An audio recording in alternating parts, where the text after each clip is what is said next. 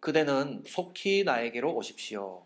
데마는 이 세상을 사랑해서 나를 버리고 데살로니가로 가고, 그레스게는 갈라디아로 가고, 디도는 달마디아로 가고, 누가만 나와 함께 있습니다. 그대가 올 때에 마가를 데리고 오십시오. 그 사람은 나의 일에 요긴한 사람입니다. 나는 두기고를 에베소로 보냈습니다. 그대가 올 때에 내가 드로아에 있는 가보의 집에 두고 온 외투를 가져오고, 또 책들은 특히 양피지에 쓴 것을 가져오십시오. 구리세공 알렉산더가 나에게 해를 많이 입혔습니다. 주님께서 그의 행위대로 그에게 갚으십시오. 그대도 경계하십시오. 그가 우리 말에 몹시 반대하였습니다. 내가 처음 나를 변론할 때에 내 편에 서서 나를 도와준 사람은 한 사람도 없습니다. 모두 나를 버리고 떠났습니다. 그러나 그들에게 허물이 돌아가지 않기를 빕니다. 주님께서 내 곁에 서셔서 나에게 힘을 주셨습니다. 그것은 나를 통하여 전도의 말씀이 완전히 전파되게 하시고 모든 이방 사람이 그것을 들을 수 있게 하시려는 것입니다. 주님께서 나를 사자의 입에서 건져내셨습니다. 주님께서 나를 모든 악한 일에서 건져내시고 또 구원하셔서 그분의 하늘나라에 들어가게 해 주실 것입니다. 그분께 영광이 영원 무궁하도록 있기를 빕니다. 아멘. 브리스가와 아굴라와 오네시보로의 집에 문안해 주십시오. 에라스도는 고린도에 머물러 있고 드로비모는 앓고 있으므로 밀레도에 남겨두었습니다.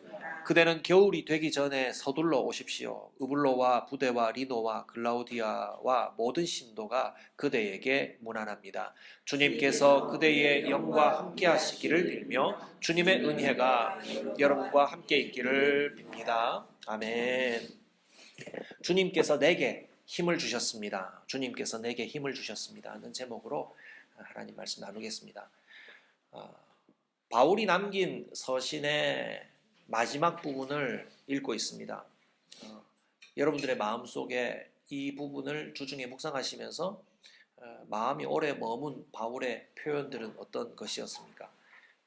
여러분들이 바울의 입장이 되어서 여러분들이 사랑하는 사람들, 동료들에게 마지막 말을 편지에 남긴다면 여러분들은 어떤 말씀을 남길 것 같습니까?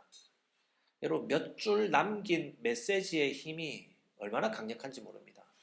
부정적인 힘이나 긍정적인 힘이나 몇 줄 메시지 때문에 어떤 사람들은 살 소망을 잃어버리기도 하고요.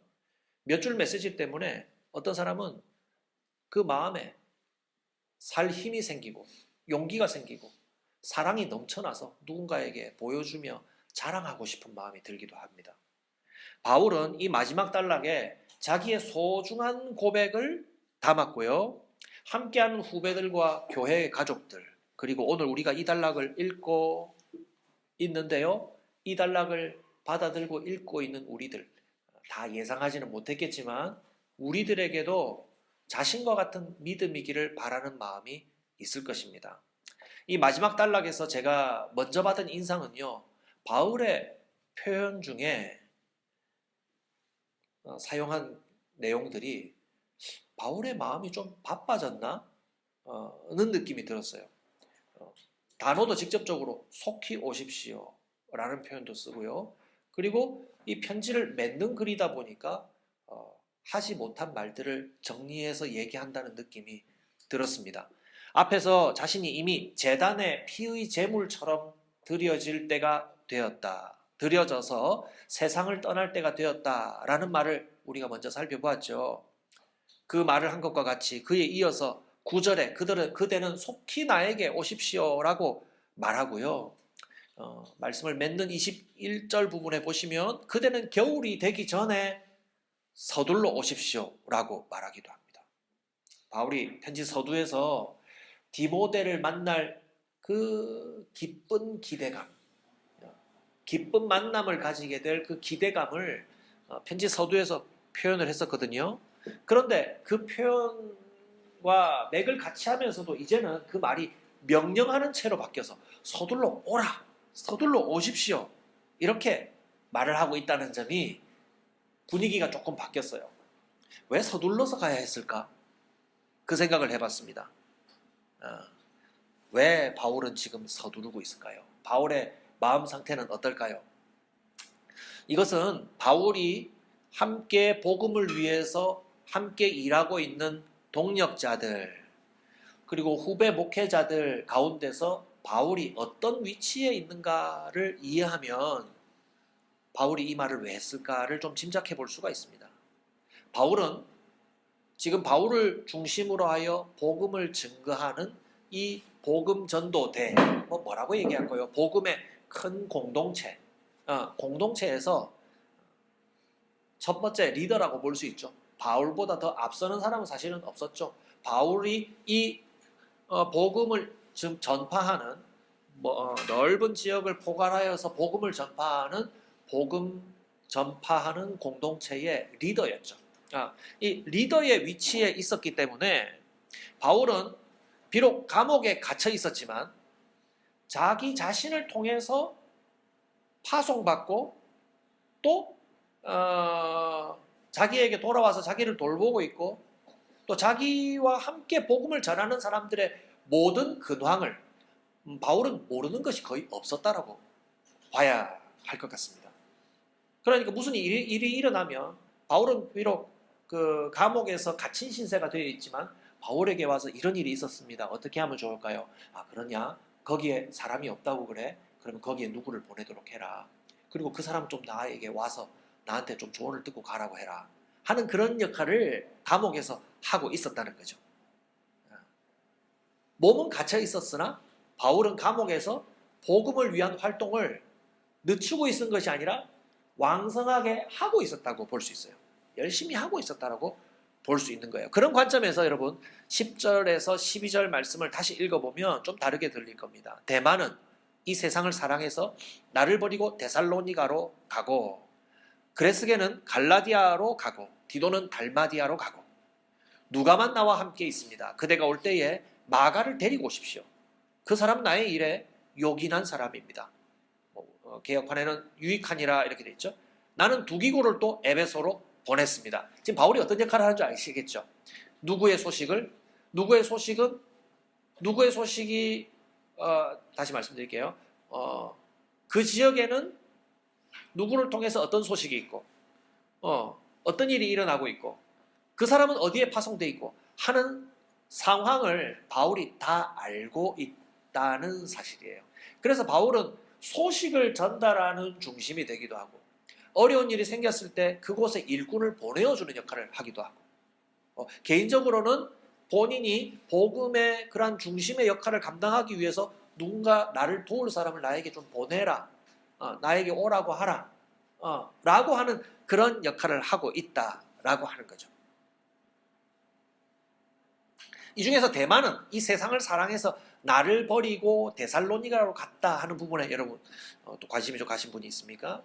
대만은 세상을 사랑해서 나를 버리고 데살로니가로 갔다 하는 것에서 많은 정보를 얻기는 어려워요. 그런데 디모데전서, 디모데후서에서 기록한 세상을 사랑한다라는 표현은 주로 하나님을 사랑하고 예수님의 복음을 우선적으로 증거하는 복음 사역을 감당하는 사람보다 돈을 사랑하고 돈을 쫓아서 부자가 되고 싶어하고 하는 사람을 가리켜서 세상을 사랑한다라는 표현을 하곤 했습니다.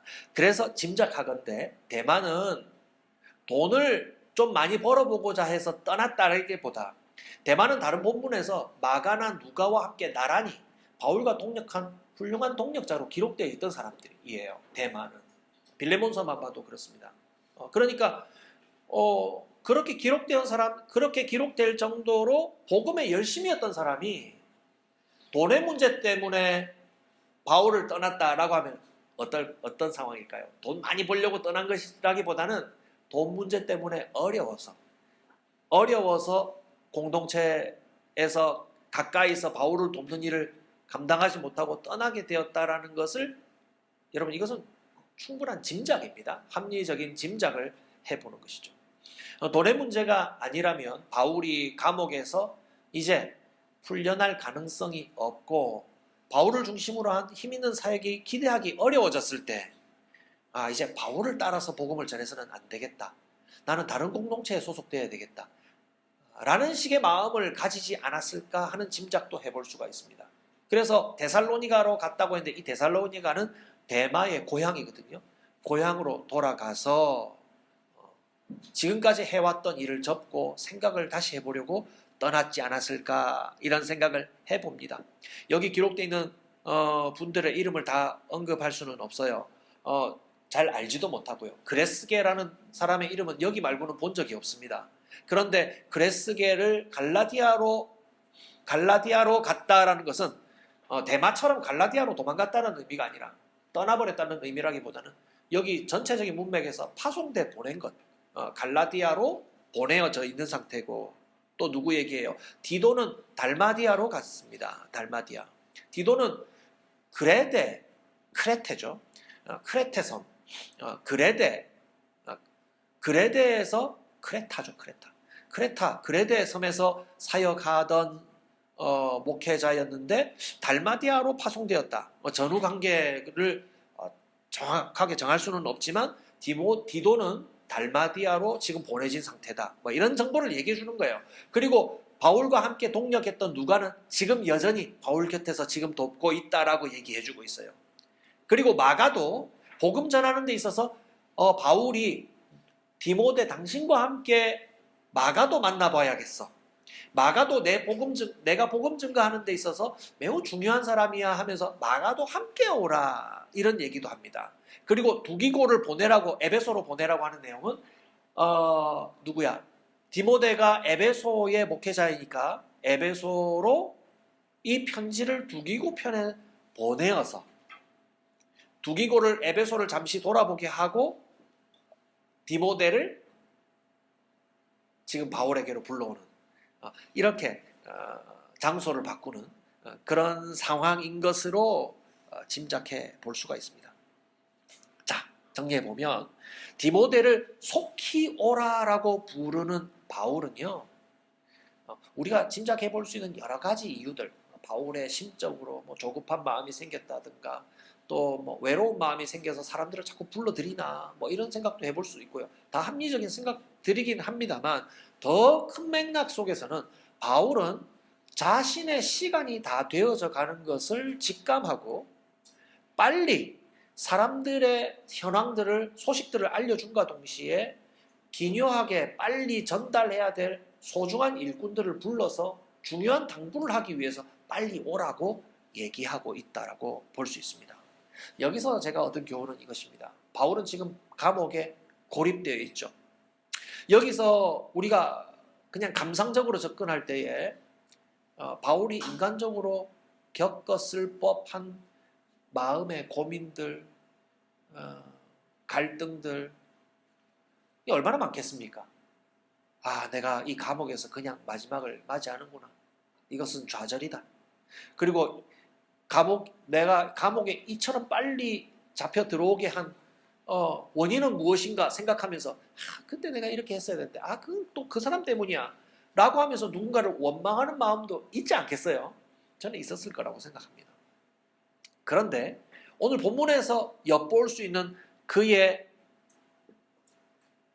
외로움은요, 우리가 짐작하는 수준 안에서 우울하고 육체적으로 고달프겠구나 하는 정도일 뿐이지, 그는 그러한 그의 감정에 빠지지 않고 몹시 자기에게 남은 시간이 짧은 시간이 남아있는 줄을 알고 몹시 바쁜 사역의 일상을 보내고 있다는 거예요. 빨리 오라고 해라. 거기에 누가 있다. 거기에 누가 보내져 있는 거 알고 있느냐 하면서 자기에게 주어진 환경 속에서 자기가 할 수 있는, 자기에게 맡겨진 복음 사역을 바삐 감당하고 있는 중에 있었다 이 말입니다. 제가 깨달은 것은 어려운 환경이 주어진 것, 이것은 어쩔 수 없이 나에게 주어진 것이라고 생각한다면, 그러한 힘든 상황 가운데 내 처지에 내 생각이 몰입되게 되면요, 정말 세상의 판단대로 모든 것을 버리고 나를 찾아 떠나고자 결정해버리는 대마와 같은 그런 판단을 해버릴지도 모릅니다.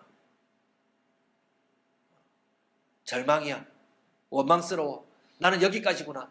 이제는 나를 좀 찾아야겠어. 하면서 나 자신을 찾아 고향 땅으로 떠나버리고 싶은 그런 마음의 결단을 하게 될지 모릅니다.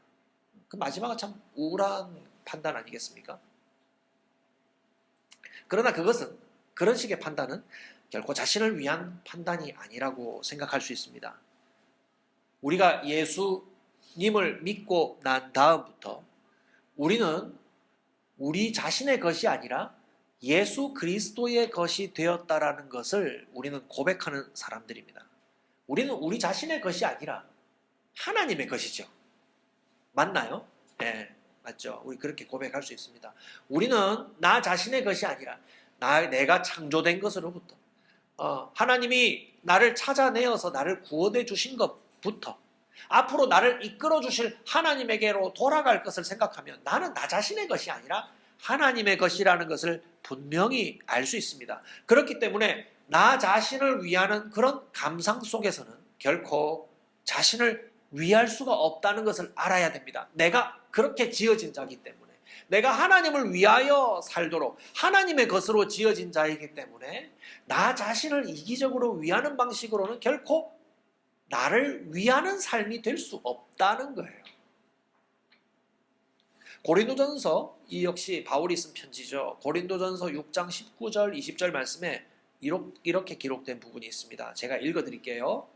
고린도전서 6장 19절 20절 말씀에 여러분의 몸은, 이건 우상의 제물을 먹는 그 문맥 속에서 이 말이 기록이 되어 있어요. 뭘 먹고 뭘 마시고 하는 그 문제에 대해서 논란이 있을 때에 그 문맥 속에서 여러분 자신이 누구의 것인가 한번 잘 보십시오 하면서 얘기합니다. 여러분의 몸은 여러분 안에 계신 성령의 성전이라는 것을 알지 못합니까? 여러분은 성령을 하나님으로부터 받아서 모시고 있습니다. 여러분은 여러분 자신의 것이 아닙니다. 여러분은 하나님께서 값을 치르고 사신 사람입니다. 그러므로 여러분의 몸으로 하나님을 영화롭게 하십시오 라고 기록합니다. 핵심은 무엇입니까? 내게 주어진 환경 가운데 나의 처지에 몰입하고 우울하게 앉아 있으면 그것이 결코 나를 위한 것이 아니라 내 자신이 누구의 것인 줄을 알고 나를 위하여 하나님께서 나에게 부족함 없는 처지를, 여건을 허락하실 것을 알고 주의 일을 감당할 때 우리는 주의 위로를 받게 될 것이라 하는 거죠. 내가 하나님의 것이기 때문에 하나님의 것에 맞는, 표현이 좀 부적절할지 모르겠지만 하나님의 것에 맞는 쓰임에 따라 쓰일 때 우리는 그에 맞게 회복이 된다 이 말입니다. 바울은 자신이 외로움에 처한 상황을 16절에서 이렇게 말합니다. 디모데후서 4장 16절입니다. 내가 나를 처음 변론할 때에 내 편에 서서 나를 도와준 사람은 한 사람도 없습니다. 모두 나를 버리고 떠났습니다. 그러나 그들에게 허물이 돌아가지 않기를 빕니다 라고 말합니다. 나를 변론할 때에 라고 말하는 것은 바울이 재판정에서 자신에 대해서 변호할 때를 말하겠죠. 그때 바울은 그 자리에서 자기의 편에 서 있는 사람이 한 사람도 없었다고 말합니다. 그러면서 있는 바울의 감정을 실은 표현을 한번 보십시오. 모두 나를 버리고 떠났다. 모두 나를 버리고 떠났다. 이 표현 좀 의문을 갖게 하죠. 정말 모두 바울을 다 버렸을까요? 한 사람도 바울 옆에는 사람이 없었을까요? 그렇지는 않죠. 우리 이 본문 속에서만 딱 알 수 있듯이 누가도 있잖아요. 누가도 있고 디모데도 얼른 부르면 오고요. 예, 바울의 편이 된 사람이 있었고요. 바울의 로마 사역을 통해서 복음을 듣고 공동체를 이루게 된 사람들이 있었습니다. 교회를 이루고 있는 사람들이 있었다고 볼 수 있습니다. 그런데 바울이 지금 이 말을 과장해서 말하는 이유는 바울이 법정에서 자기 자신을 변호하면서 이 사역에 대해서 말하며 복음을 증거할 때에 그 심정이 대부분의 사람들이 자기를 무시하고 외면하는 자리에 서서 자기는 마치 혼자 복음을 증거하는 것과 같은 심정이었다라는 것을 얘기하는 거죠. 간단하게 말하면 그 상황에서 자기의 처지와 나란히 서 있어 줄 사람이 없었다 이 말입니다. 자, 이 지점은요, 바울이 지금 어떤 느낌을 갖고 얘기하냐면 예수님이 십자가에서 달리실 때에 엘리 엘리 라마 사박다니, 나의 하나님 나의 하나님 어찌하여 나를 버리시나이까 라는 표현을 떠올리면서 하는 표현이라고 볼 수가 있어요. 왜냐하면 이 단락 안에서 시편 24편, 22편의 이 편의 말씀을 예수님이 십자가에서 인용하신 그 구절의 내용들이 오늘 이 디모데후서 4장 이 단락 속에 들어가 있거든요. 예수님이 십자가의 고난을 당하실 때 예수님과 나란히 그 형벌을 받을 수 있는 사람이 아무도 없었다는 것을 우리는 알고 있습니다. 예수님과 나란히 예수님의 고난을 받을 수 있는 사람은 아무도 없었죠. 그런 상황 가운데 예수님은 자기의 그 고독함, 자기의 외로움, 자기의 고통을 어찌하여 나를 버리시나이까 라고 말씀하셨고요. 실제로 하나님은 예수님을 그 형벌에 내어 버리시는 곳으로 예수님을 그 십자가로 보내신 것과 같은 것이었어요. 마찬가지로 바울이 겪는 버림과 바울이 지금 겪고 있는 버림받은과 같은 그런 외로움, 서러움, 두려움을 감당하는 일에 자신과 함께 나란히 서 있을 수 있는 사람이 없었다는 말을 지금 하고 있는 거예요. 그런데 바울의 반전은 이것입니다. 그러나 내 편에 서서 나에게 힘을 주실 수 있는 분이 한 분이 있습니다. 17절 18절에 이렇게 얘기하죠. 주님께서 내 곁에 서셔서, 앞에는 나와 함께 서 있는 사람이 아무도 없었다고 했는데 주님께서는 내 곁에 서셔서 나에게 힘을 주셨습니다. 그것은 나를 통하여 전도의 말씀이 완전히 전파되게 하시고 모든 이방 사람이 그것을 들을 수 있게 하시려는 것입니다. 주님께서 나를 사자의 입에서 건져내셨습니다. 이 사자의 입에서 건져내셨습니다 하는 이 표현들이 시편 22편에 있는 표현들입니다. 주님께서 나를 모든 악한 일에서 건져내시고, 지금 건져내시고라는 말이 반복되는데 이것도 역시 시편 22편에 나오는 표현들이죠. 예수님이 인용하신 구절들입니다. 또 구원하셔서 그분의 하늘나라에 들어가게 해주실 것입니다. 그분께 영광이 영원 무궁하도록 있기를 빕니다. 아멘. 이렇게 기록합니다. 우리 하나님은 우리의 곁에 서셔서 힘을 주시는 분이십니다. 우리가 예수님의 십자가의 그 고난과 그 고립, 그 외로움과 같은 그것과는 비교할 수가 없지만 우리 인생 가운데 이 고통을 누가 날 대신할 수 있을까? 누가 나와 나란히 이 일을 함께 겪을 수 있을까? 하는 그 어려운 순간에도 내 곁에 서 계신 분이 누구신가? 우리 하나님이 계시다라는 것을 기억해야 됩니다. 자, 이 구절, 이 표현도요, 어떤 구약의 상황을 떠올리게 하냐면, 모세가 하나님 앞에 계명을 받으려고 시내산에 올라갔죠. 두 돌판을 하나님이 기록해 주시도록 두 돌판을 만들어서 두 번이나 만들어가지고 올라갔죠. 이스라엘이 하나님께 반역하는 바람에 두 번이나 만들어서 두 번째 들고 올라갔을 때 하나님이 어떻게 모세에게 나타나시냐면, 구름에 하나님이 자신의 모습을 감싸시고 하늘에서 내려오셔서 모세 곁에 서셔서 그분이 주님인 것을, 거룩하신 주님이신 것을 곁에 서서 말씀해 주셨다라는 구절이 출애굽기 34장에 기록되어 있습니다. 이것이 바로 우리 성도의 모습입니다. 우리 성도의 위치입니다. 하나님이 자신의 영광을 구름으로 감싸시고 모세 곁에 서셔서 내가 거룩한 그 주이다, 그 여호와다 라고 말씀하신 것처럼 우리 예수님께서는 하나님이시면서 우리와 같은 사람이 되어주셔서 우리 곁에 찾아오셨고, 지금은 보좌 가운데 계시지만 그분의 영이신 성령께서 우리의 마음속에 함께 계셔서 우리에게 너와 함께 있다라고 언제나 증거해 주신다 이 말입니다. 아무도 내 곁에 서서 나의 심정과 나의 처지를 이해할 수 없지만 때때로 사람들에게 풀 수는 있죠. 그러나 결국에는 나 자신과 하나님뿐인 거예요. 하나님뿐인 거예요. 나의 곁에 주님께서 서셔서 도우신다는 사실, 그런 존재가 바로 우리라 하는 겁니다. 우리 성도들이라 하는 겁니다. 그런데 이런 상황이 단순히 하나님이 우리의 마음을 위로하시고 행복하게 해주실 거야, 눈물 닦아주실 거야, 이 정도의 수준의 약한 표현이 아니에요. 이 하나님이 주시는 위로와 힘은 어떤 상황이 딱 결합이 되냐면 예수님의 십자가와 닮았어요. 예수님은 그 십자가의 그 곤란한 그 고통 속에 아무도 함께 돕는 자가 없었죠. 그런데 예수님이 그 홀로 계신 가운데 예수님의 능력으로 그 순간 어떤 일을 나타내셨어요. 하나님이 이루실 복음을 그 둘러싸고 있는 모든 배반자, 못된 죄인들에게 그 한순간 그 십자가의 고통 속에서 하나님의 복음을 너무나 분명하게 능력으로 증거하실 수가 있었다 이 말입니다.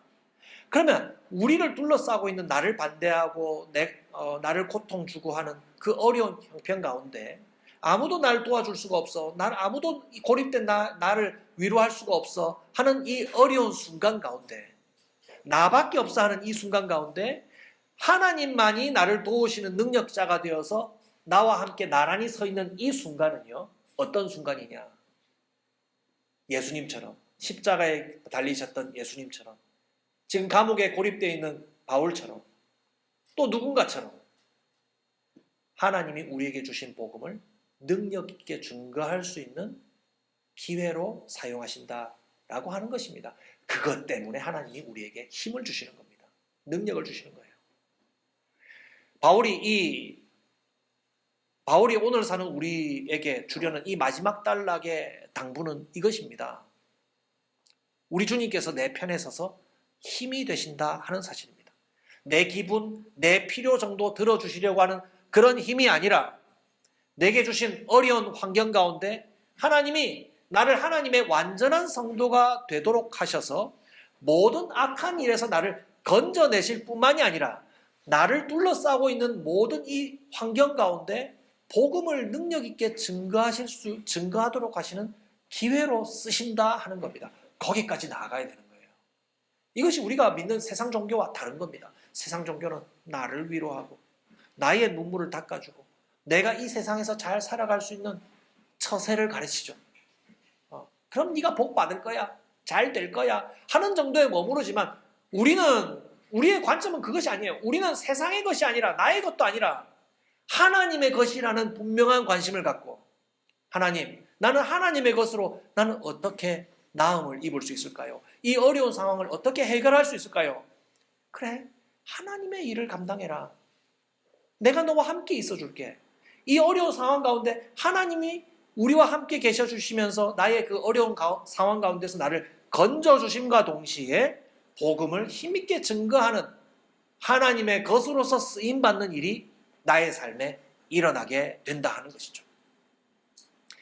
그저 불쌍한 나를 위로하고 돌보는 정도로는 잠깐의 위로와 행복에 그칠 수밖에 없는 겁니다. 그러나 내가 누구의 것인 줄을 알고, 그리고 내 곁에 늘 계셔 주셔서 힘이 되어 주시는 주님을 의지하여 나의 삶을 고쳐나갈 때, 그때의 복음을 힘있게 증거하고 하나님 나라가 나의 삶 가운데, 나의 가족 가운데, 나의 이웃과 나의 사람들 가운데 나타나게 되는 은혜가 있게 될 줄을 믿습니다.